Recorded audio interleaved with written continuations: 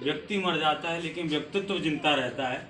बहुत बढ़िया। वर्षों बीत गए हैं, लगभग 200 वर्ष पूर्ण होने वाले हैं, लेकिन माता सावित्रीबाई फुले के संघर्ष को आज हम लोग भी याद करते हैं। हम आप लोगों के माध्यम से ये संदेश लोगों तक पहुंचाना चाहेंगे कि कितने दिन हो चुके हैं, लेकिन आज भी इनके संघर्ष जो है वो लोगों तक नहीं पहुंच सका है।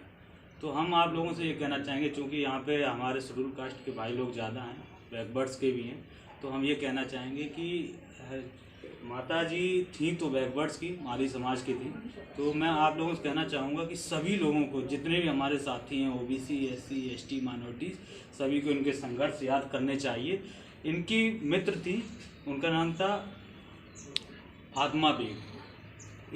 उन्हीं के घर में माता जी और जो राष्ट्रपिता ज्योतिबा राव फूले, हमारी नज़र में राष्ट्रपिता ज्योतिबा राव फूले यही हैं और अन्य कोई बापू नाम के व्यक्ति नहीं है। तो हम ये कहना चाहेंगे कि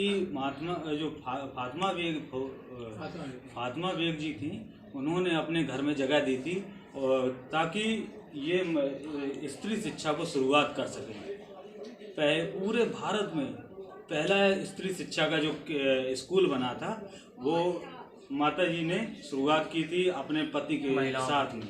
इनका जन्म 1831 में हुआ और 9 वर्ष की आयु में, उस समय बाल विवाह प्रचलन में था, 9 वर्ष की आयु में 12 वर्ष के ज्योतिबा राव फूले के साथ इनका विवाह संपन्न करा दिया गया।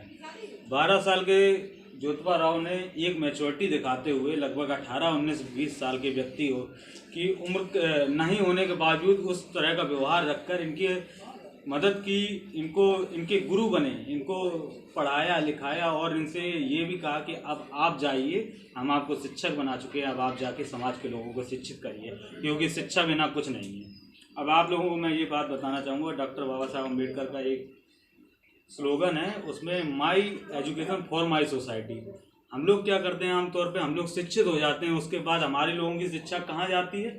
वो हम लोगों की शिक्षा हमारी नौकरी के लिए चली जाती है, हमारे परिवार के लिए जाती है। यानी कि जो आरक्षण है, जिसको ओबीसी आरक्षण हो गया या एससी एसटी आरक्षण हो गया, जिस आरक्षण को पाकर हम लोग उस नौकरी तक पहुंचते हैं और उसके बाद वो नौकरी समाज के लिए ना करके वो नौकरी अपने परिवार के लिए लगा देते हैं।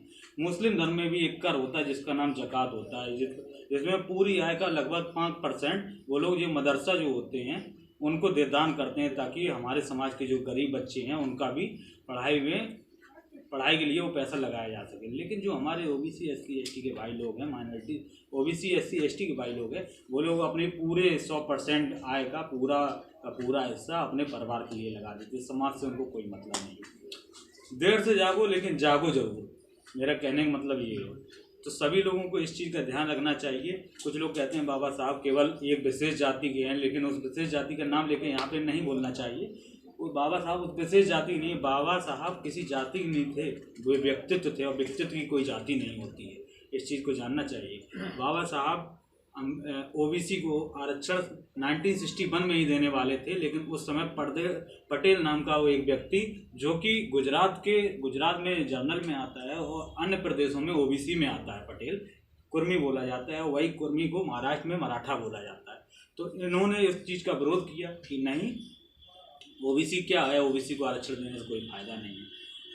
तो इस प्रकार से बाबा साहब का ये सपना एक टूट गया। मुस्लिमों को आरक्षण देने का सपना तो कुछ हद तक सफल हो गया और एससी एसटी के लिए लड़ाई लड़े ही थे जन्म से ही, तो बाबा साहब ने वो कुछ हद तक दिलवाया। बाबा साहब के गुरुजी ज्योतिबा राव फूले जी, इन्होंने भी संघर्ष किया। इनके 3 स्कूल जो इन्होंने खोले थे, वो 3 स्कूल 5 साल के अंदर बंद करा दिए गए। उसी नई ऊर्जा के द्वारा इन्होंने बाउंस बैक किया। 1956 में ही इन्होंने 15 स्कूल खोले। ये बहुत बड़ी बात है। उस समय जब ये निकलती थी, उस सवर्ण समाज की महिलाएं इनके ऊपर कीचड़ फेंका करती थी, 2 साड़ियाँ रख के चलती थी, एक पहन के जाती थी, एक बैठ जाती थी तो दूसरी पहना करती थी। तो कहने का मतलब ये है, जब उस समय की महिला इतना संघर्ष करती है तो हम लोग अपनी घर में रहकर, चूँकि माताएं हम लोगों की कम शिक्षित हैं, उनको हम लोगों को बताना चाहिए इनके संदर्भ में। अपने घर में चर्चा करता रहता हूँ। इसका परिणाम ये है कि आज हमारे घर से मंदिर खत्म हो चुका है।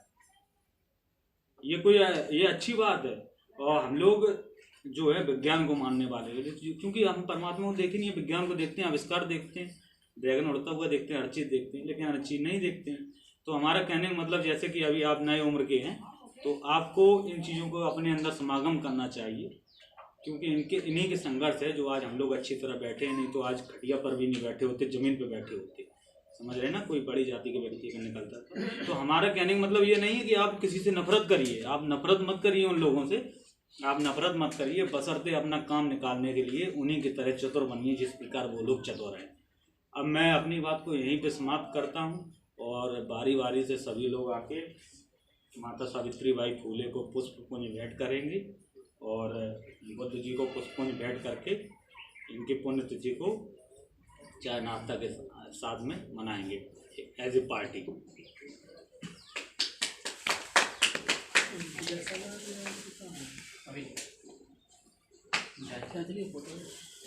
नहीं भाई, रुक जाओ मनदीप, क्यों किसी को कुछ बोलना है और किसी को? जैसे कि दुर्गेश, अभी फूल चढ़ाने आएंगे सभी लोग दो दो शब्द जरूर बोलिए, क्योंकि आप सभी लोग शिक्षित हैं। बेशक अपना नाम बताइए यहाँ आके। नहीं बोलना चाहिए यार, सही चीज़ है। 1 बाई 1 जाओ, बोलो कुछ ना कुछ। भाई दोस्तन के बीच ही में तो झिझक कर होता है। आगे जब फूल चढ़ाओ होता था